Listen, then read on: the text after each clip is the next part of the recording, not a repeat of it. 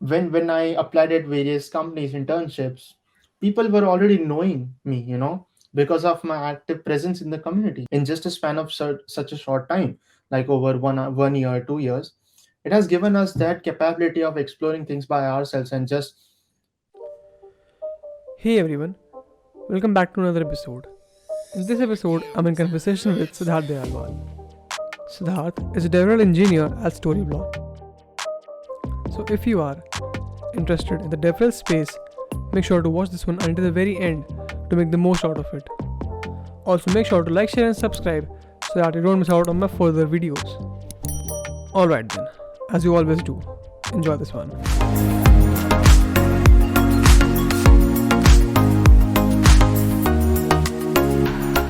Hi Siddharth, how are you?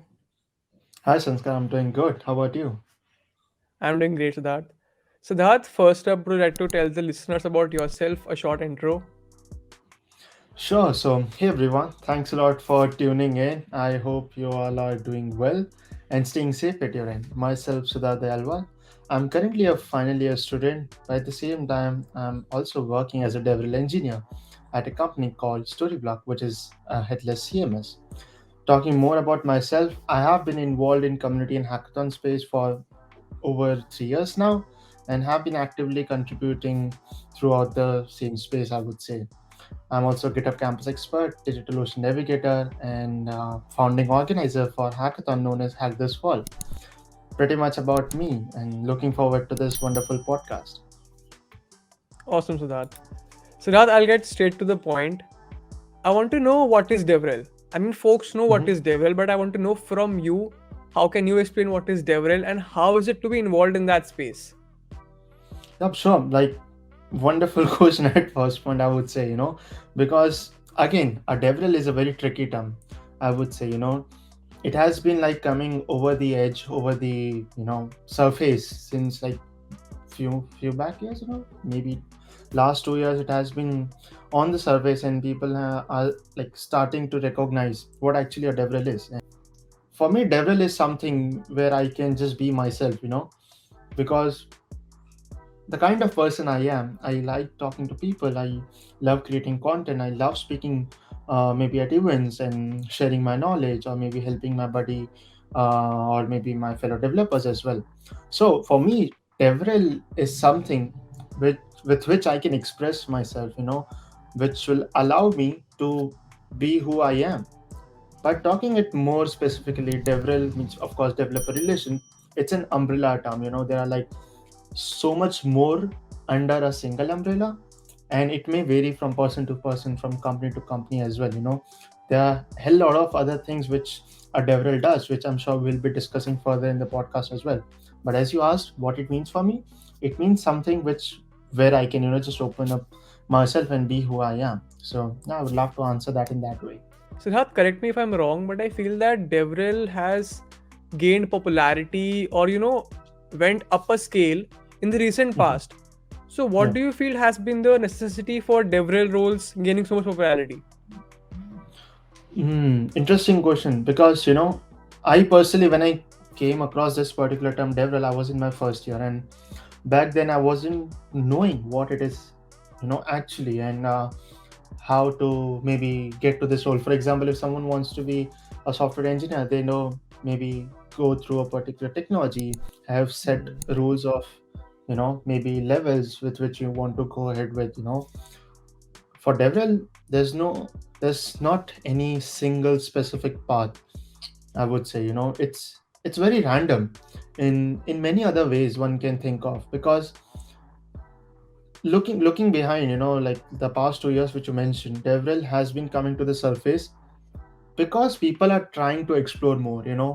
Amidst to this pandemic, we have been in a situation where we have come out of a comfort zone, where we have tried to experiment with ourselves, and at the same time we have also tried exploring something which we were not already knowing. And DevRel came out of there itself. There were so many campus clubs before COVID, and I feel that there were so many people who are aspiring student leaders, who are aspiring community managers, who are aspiring maybe industry leaders or community professionals. in upcoming years. Coming up from their experiences, coming up from their mindsets, we all together have started exploring new things and new opportunities for ourselves. And I feel because of we being online, because of we being connected virtually with so many people in just a span of such a short time, like over 1 year, 2 years, it has given us that capability of exploring things by ourselves and just not just seeking or watching things but also grabbing it at the same time and not just keep looking at it. I feel that has given a lot more cover uh, to the career as DevRel, in like past few years.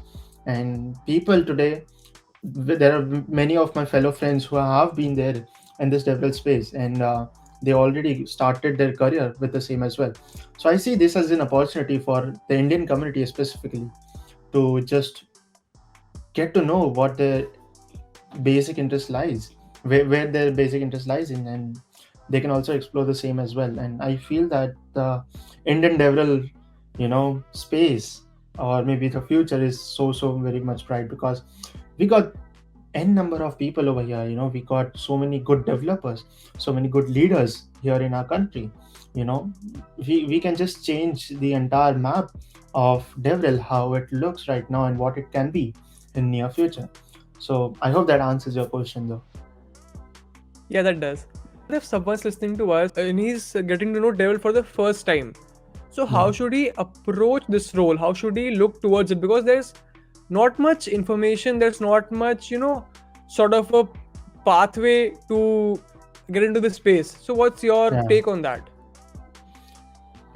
Again, let me share my experience for answering that question. As I said earlier, when I got to know about this particular term in my freshman year, I wasn't knowing what it is all about. I just knew the two words, developer relations. And I was like, do I need to make relations with the fellow developers? What exactly do I need to do? For me, it all started by doing my own research. I started maybe surfing online. I started just typing DevRel, read some blogs, finding some good videos, but wasn't able to find something very close, something who like which is nearby me. But at the same time, I never stopped at that moment. I was doing what I was already doing. I was maybe, hosting events, helping my community members, creating content. Slowly with time, I got to know about different terms like developer relations, developer advocacy, evangelism, community management, or maybe program management for that matter, developer education, enablement, and so many such terminologies which were coined for me personally when I was in my phase of maybe grabbing all those information from the internet, from different blogs, from articles, from videos, so on and so forth. After I started understanding and grabbing and learning all of those things, I realized that I'm already doing all of these things. I am Hmm. already a DevRel. I never imagined that I could be someone I do not know. So here's the thing. Once I realized that thing within myself, what I did was I paved my path for myself. Whatever I was doing, I I started doing the same thing in much more better way and efficient way, which can be portrayed as if I am a DevRel. Earlier Hmm. it was just for myself, but now I started making things in that way that it could be recognized as a DevRel person or a profession. Are you getting my point?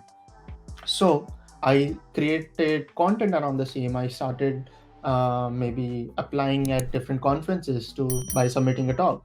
I spoke at a few. After speaking, I also got to network with fellow DevRels from across the globe, which also helped me get different type of exposure. I started meeting more of DevRel professions, started maybe applying at different internships, which can give me the DevRel experience from the industry perspective. Because, like, whatever you do as a student, whatever you do being in college, that is just limited. You have to step out of it. You have to explore other opportunities as well. You have to, maybe just get out of that zone, that bubble, to Hmm. see if you really fit in as well. Because while I was in my first and second year, it was just an instinct that I want to be in DevRel. I can do it. but I wasn't sure, but applying at different places, working with startup as an intern allowed me and gave me that boost, gave me that confidence. Mm-hmm. No, this is something for me and I can do it as my career as well, and I can opt in for that and just goes very very long in this as well. But and while also I was working for different startups and companies, I never stopped doing what I was doing, which was all voluntary. Many people say that don't do these stuff, this is not getting you anywhere. For example, consider various ambassador programs where you just work with your work with your colleagues or students at your campus. Many says it's waste of time. No, it is not, because community has that power to uplift you, not just alone but with everyone else around you as well. And that definitely sets your path apart from every other person nearby. That will definitely help you for longer run. And the same thing I did as well while I was in my maybe that journey. So yeah, for anyone who is new or want to get started, I would say just grab any opportunities which comes your way. Never say no to any opportunity, because if you see opportunity as small or big, let's say it's a small opportunity, but the outcome, you cannot predict that outcome can be big of a small Mm-hmm. opportunity. So here's the thing, just keep believing in yourself. Never say no to any opportunity. Of course, not getting burned out in doing all the stuff together, but also giving yourself that priority in front of few things. That will definitely help you. And just go with the flow. Skill up yourself, that will also help you. And network with like-minded people, and never stop yourself in experimenting. Even if you fail, that's fine. Now you know what do not need to be done, does not need to be done Mm-hmm. next time. So just keep going, I would say. So that also I would like to know what are the sort of roles and responsibilities that DevRel brings along with it.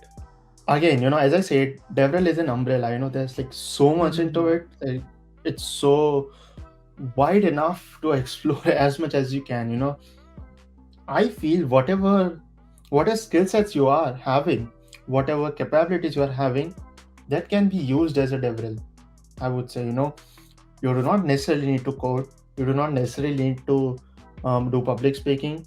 Even if you know a single thing, you can start from there and explore the other skills as well. So again, when I talk about roles and responsibilities, it may vary from different roles to roles, of course, from different company to company. Even a single role, for example, my role, DevRel engineer, it is different at Storyblock. It can be something else at some other company as well. So even a single role may have different responsibilities at different companies. So it's never a fixed kind of role. But let's talk about that in general. It can be anywhere, like you are writing a piece of code, you are maybe working on some documentation, you are creating content, you are educating people, you are managing community, you are just what's it maybe speaking at conferences, you are maybe getting on a demo calls, you are working with the product team, maybe sales team, many times marketing, or maybe just social media. You are trying to come up with some engagement programs. For example, program managers, what do they do? They have Mm-hmm. like programs to manage, like for example ambassador program or any other kind of same. Or let's say you enable the developer community out there by giving them resources, curating a structured path for them, maybe coming up with a developer journey. So it's like so much more. Developer education also comes into the play, and like so many terminologies and concepts which you can come up just as a DevRel. If you are good at maybe what's it arts, you can also be a DevRel. For example, companies like Canva, they need a DevRel with graphic mindsets, with a mindset of arts and maybe some good architecture background, because they can come up with ideas where Canva community can be benefited. So every kind of community, I feel, has a need of DevRel, and it necessarily do not need to be a tech role. It can be a non-tech role as well. It can be something else as well. So don't limit yourself that if you do not know coding, you can't be part of the DevRel, maybe DevRel group. let me share again my experience. I wasn't that techie. I am not yet, I am a computer science student. At the same time, I did some coding in my freshman year and maybe jumped onto different languages, C, C++, Java, Python, Go. At the same time, did machine learning, Internet of Things, hardware programming, but never continued each and everything for a longer run because I was just exploring, what my interests are. So I am not fully technical person. I'm even not fully non-technical person. I'm kind of both. So still I am in this space, and even you can be. Mm-hmm. So never think around the same. Siddharth, you mentioned communities a lot of times. So I want to know what's the value of a tech community from a DevRel's point of view. Mhm. Specifically from your point of view, what's the value of a community? Hmm. All right. If I need to answer it in one maybe sentence, it would be like, community is a group of people who like maybe grow together. I would say that because who like whatever I am today, it is a huge credit goes to community for sure, because I started my journey with community, got inspired from there, you know, learned from there, experimented there, failed there, won there, Mhm. grew there, and so much more. So, community does play a very important role in your journey. Uh, You can grow alone, but it will take your time. Grow with community. You can learn a lot. You can learn from others' mistakes. You can learn from others' experiences.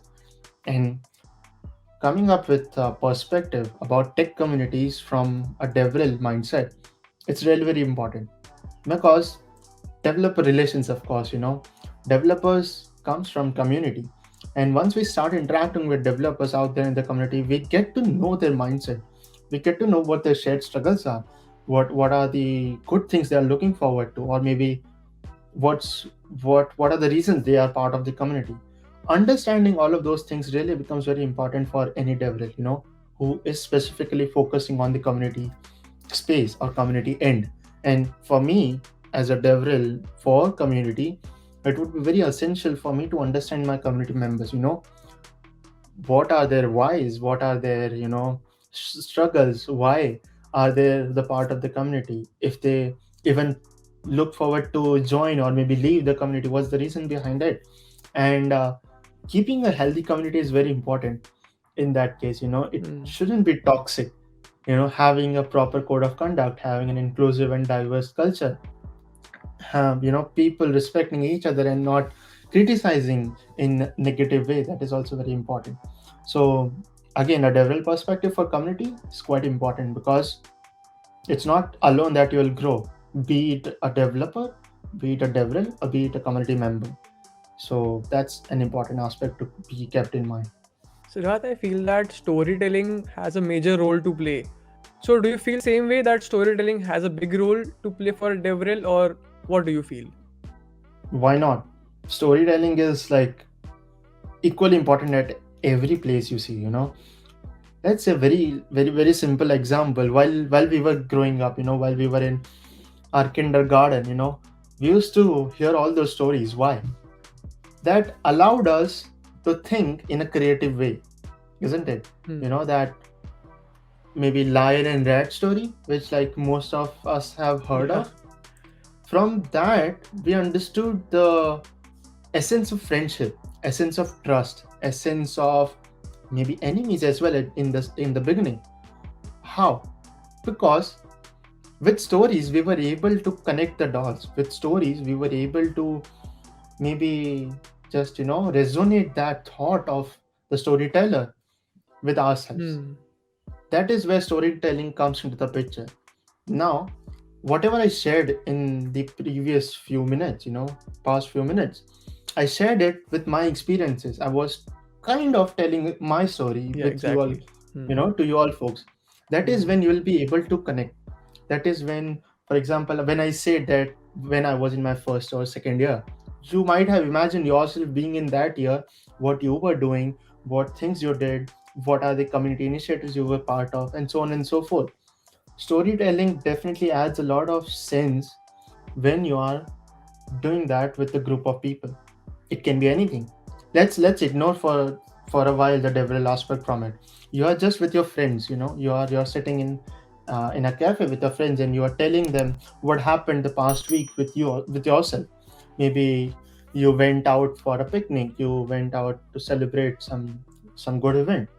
How would you share that? Would you share just words? Would you share just adjectives? Hmm. No, you would narrate them. You will narrate what happened. Hey, I went to this in this place and I did all of these things. This was the fun. This is how I fall.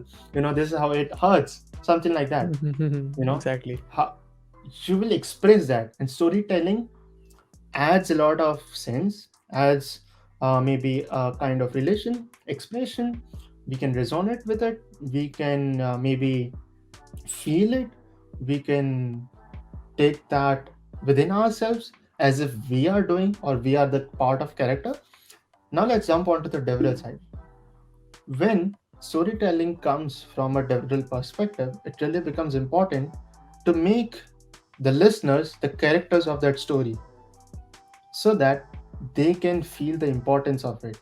They can understand the true aspect of why the story is being narrated.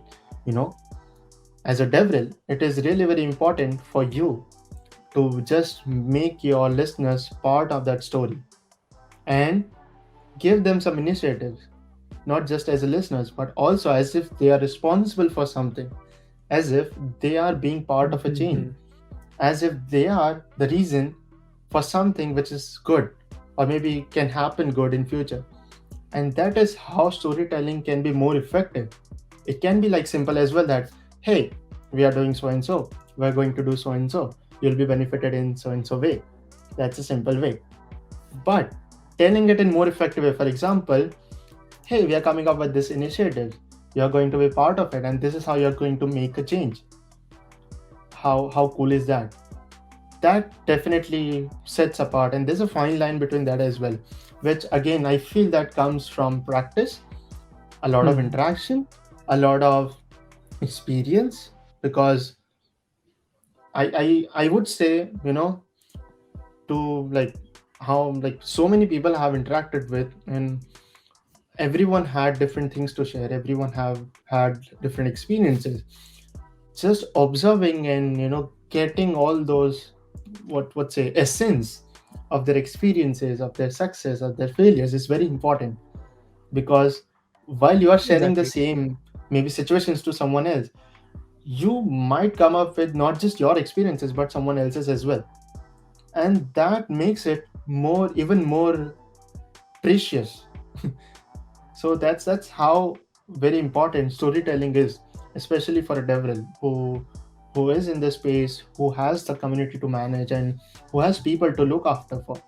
Siddharth, I'm curious to know that with your experience with Siddharth Hacks and Hack This Fall, if we talk about community building, what Hmm. role does social media have to play in building a community, a successful, healthy community? Hmm. Social media again, uh, for let's say, it's it's it's a medium to connect with people again, even before community building. Let's say I'm attending an event. I met maybe 10 folks. I got to know them. They got to know me. What now? What after the event ends?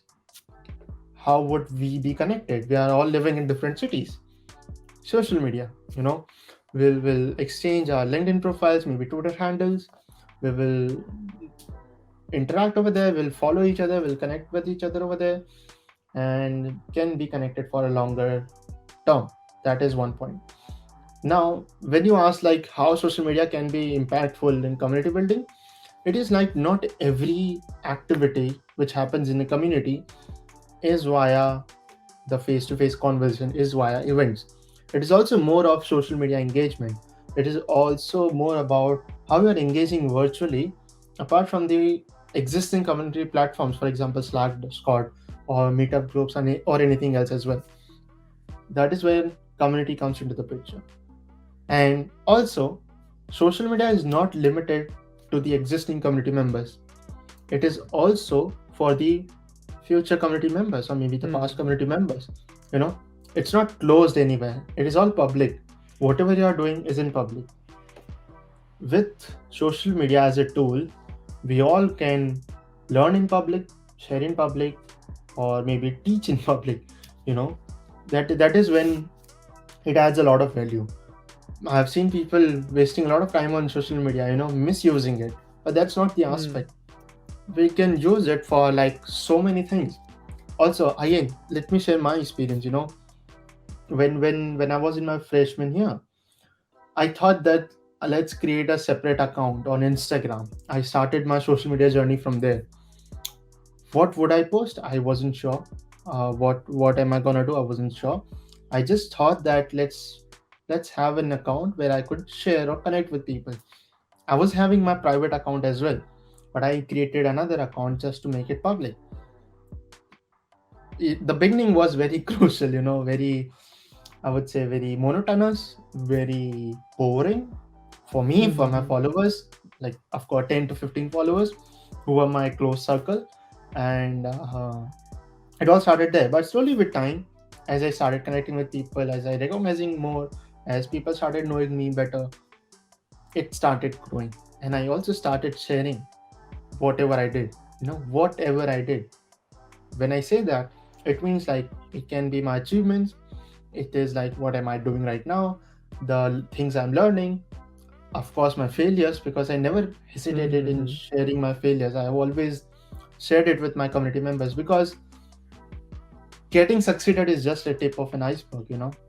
There's like a lot of failures which are beneath the water surface, which needs to be shared in public, because it's not always that you win. You have failed 9 times to win once. So it's also very important to share your failures. And I've always believed in that, and that has helped me. It's never wrong in sharing your failures. Why to be afraid? And just kept on going. It wasn't planned anywhere, it was all natural. It was like as if I'm sharing things with my friends and family. It was always that kind of mindset for me. And it kept on happening, kept on growing. Then I got to know about Twitter from one of the community events itself. I created my Twitter account to win a giveaway in one of the community events. And they're like tweet and will send randomly select you for a giveaway, something like that. Hmm. So I created my Twitter account for that reason. But and I also won that giveaway. So but after that event, I never opened Twitter for maybe 2 to 3 months. But randomly someday I thought of let's open, see what's happening.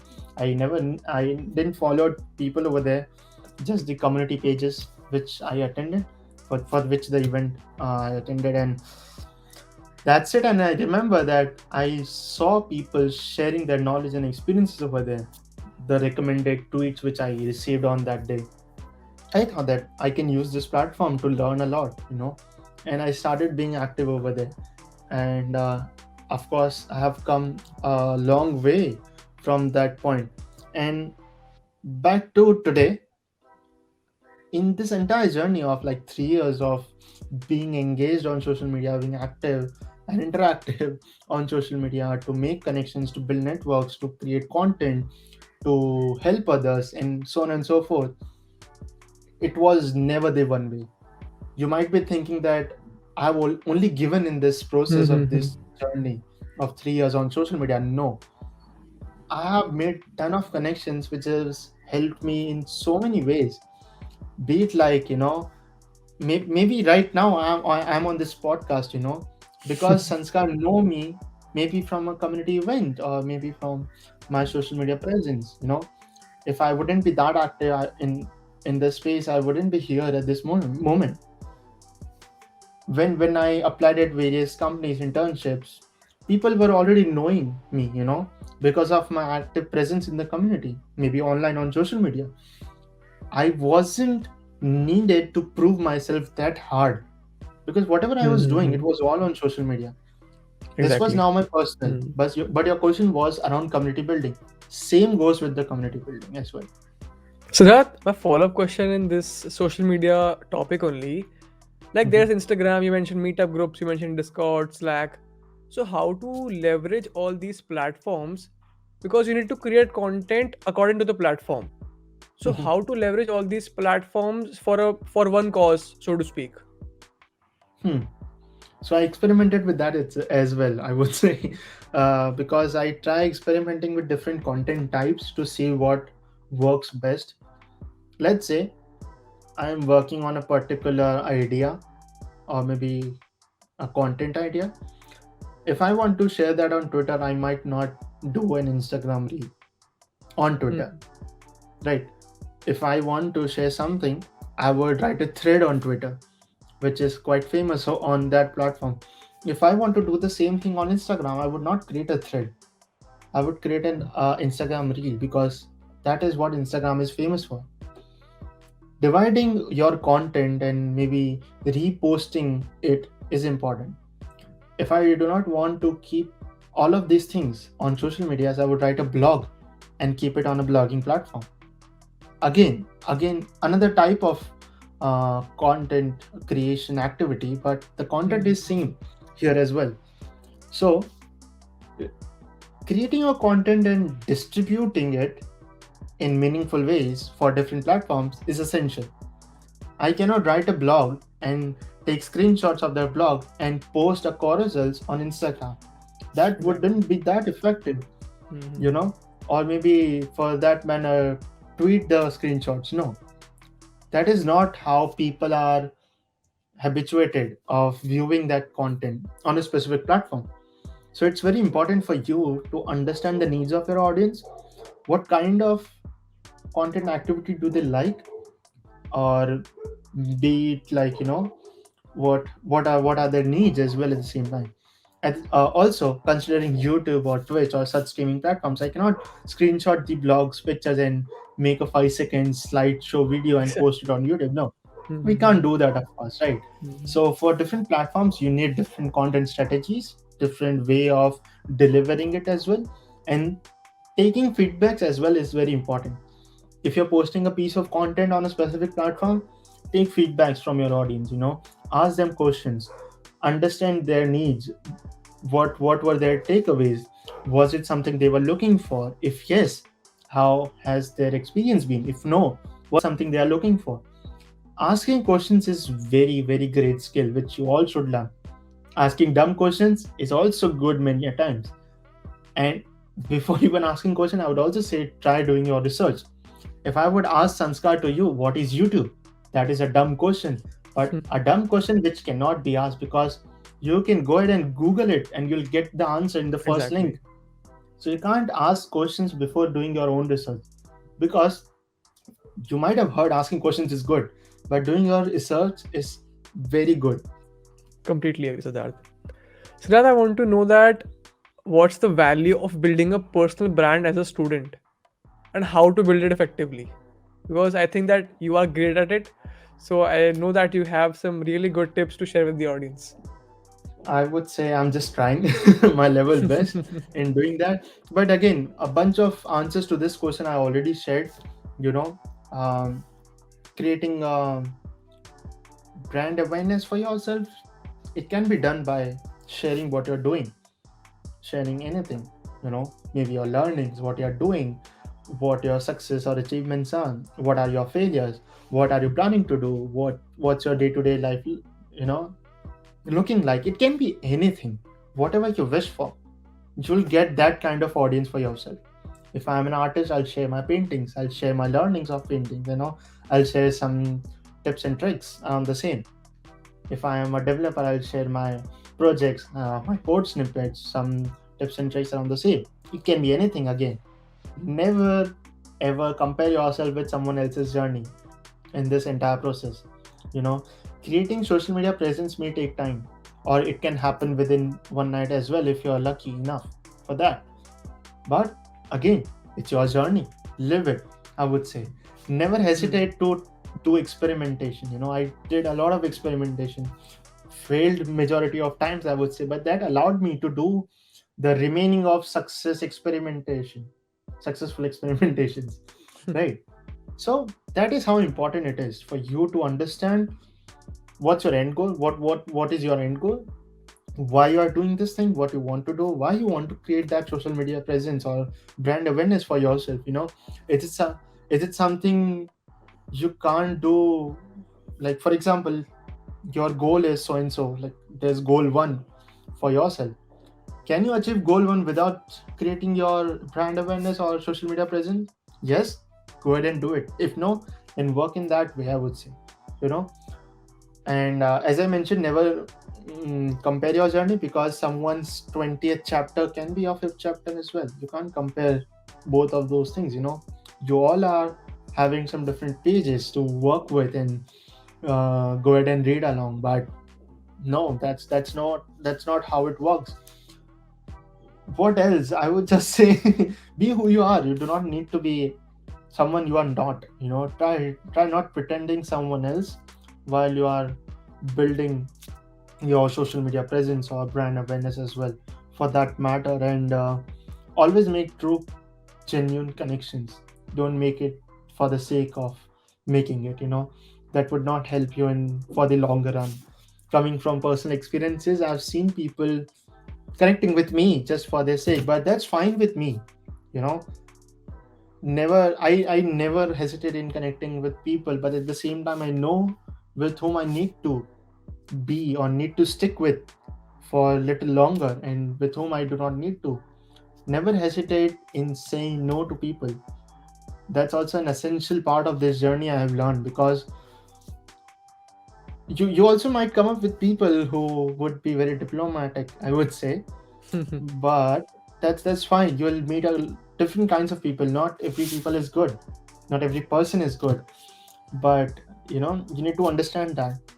Siddharth, finally, I would love to know that how to form those in-person connections in this online world. As you rightly Mhm. said, that you will meet people, who are diplomatic. You will meet Yep. people who will just connect for their sake. So, how to form those real connections in this online world?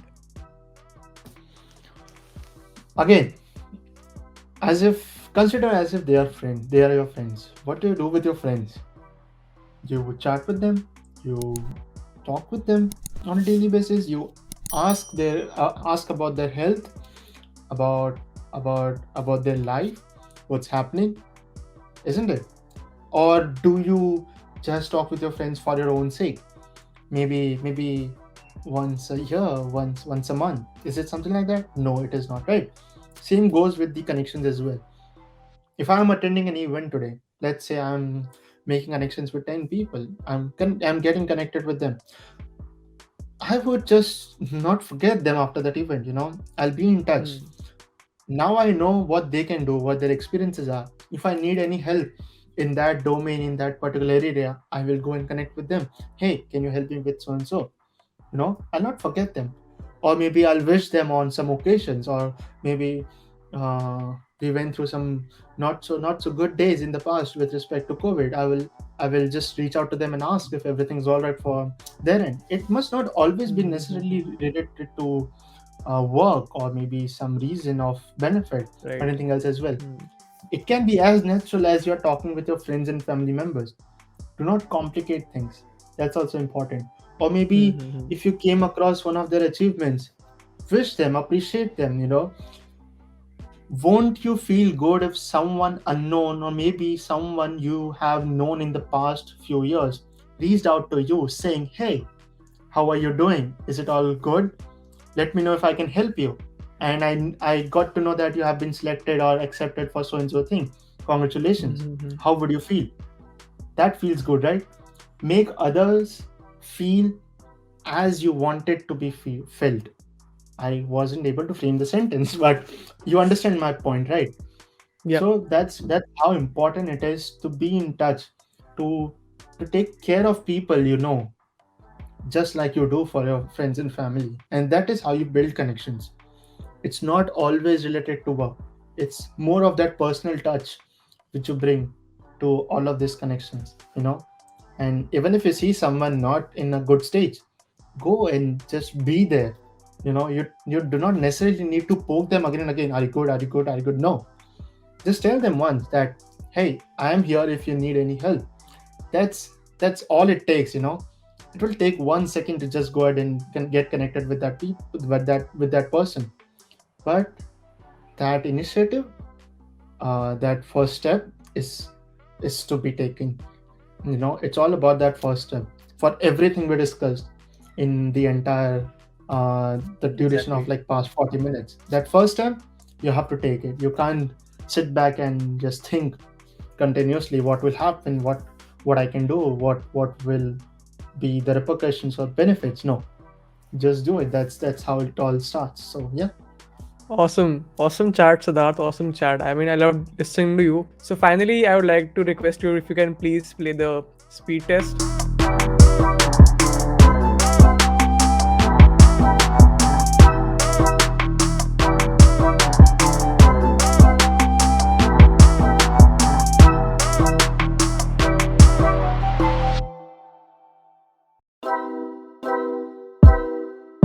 No problem at all. I had a lovely time over here. I got some flashbacks and some memories as well, which I got to recall while I was speaking. But that was fun. It's also very important to tease your brain cells to remember all of those things because of which you are here right now. On that note, I would also say never, never, ever forget who helped you in the past, who were part of your journey. That's also very That's important a great because point. Yeah. once we get to a certain level, we forget someone who were there with us at some low levels of our phase. That's important. And thanks to you that you helped me recall all of those moments in the past 3 years. So I'm glad to be here. Pleasure, And pleasure. to everyone for watching, stay safe. I hope you had a great time and feel free to connect with me. Sanskar will add my profiles maybe in the description below. And I'd Yeah. love to chat with you if you want to discuss on any other topic. But thanks everyone for joining. Thanks, Sanskar, for having me.